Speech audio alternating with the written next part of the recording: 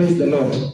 Kutembea ni anakusaidia hadi kutoa hiyo uchafu hata umekula, anakuosha, anakupanguza, unakuwa safi. Sio ndio kweli? Nisaidie kutengeneza hiyo mic.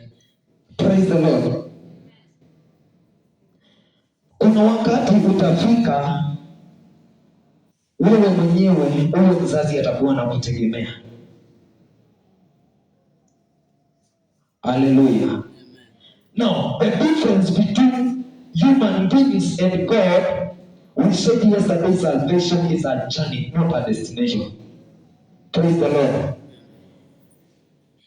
As we are growing, the more tunaenda mbali na Mungu, you realize that wakati ambapo tunahitaji kitu tunalia sana ili tupatiwe.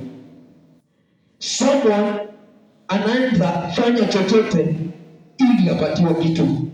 Assume today umekaa siku mbili na hujakula and you need $10 ya sukuma wiki. You will come to me very hungry so that you can have that money. Praise the Lord. At the beginning, that's what happened to us.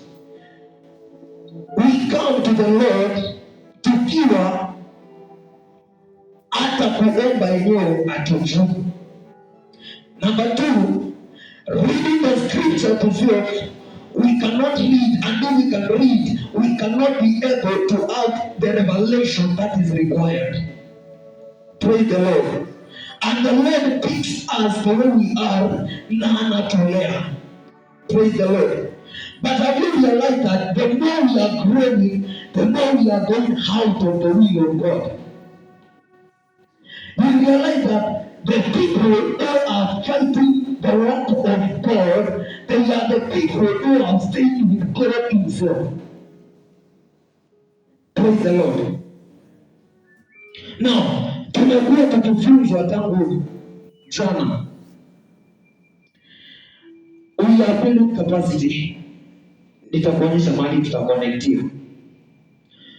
Nataka tuelewe ya kwamba nguvu ya Kristo iko katika Yesu. Bwana Yesu asifiwe. When I'm weak, then I'm strong, because the one who is in me is greater than the one who is in the world. Praise the Lord. When Saul alimwangalia Goliathi wa Gathi kwa macho ya nyama na kwa nguvu zake alienda kujificha. Bwana Yesu asifiwe. Lakini wakati ambapo Daudi aliangalia Goliathi wa Gathi kwa macho ya kipigo, alisimama kwa jina la Yesu kuokoa Goliathi wa Gathi. Bwana Yesu asifiwe. Milima haikuwa mikubwa, lakini sisi tunakuwa.